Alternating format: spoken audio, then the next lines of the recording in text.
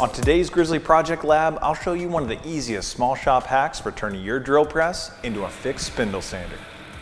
A spindle sander is an amazing tool for helping you creep up on complex layout lines cut on a bandsaw, while removing any rough surface left from the blade. Spindle sanders can offer a wide array of drum sizes and sanding grit options, but they can take up valuable space in your shop, which is why Grizzly offers the G2500 20-piece sanding drum set to save space and offer the functionality of a dedicated spindle sander. At under $20, the G2500 is the perfect affordable workaround for quickly sanding curved surfaces on the fly. Simply chuck up the sanding drum, set your drill press spindle speed, and choose the right grit sanding sleeve for the job.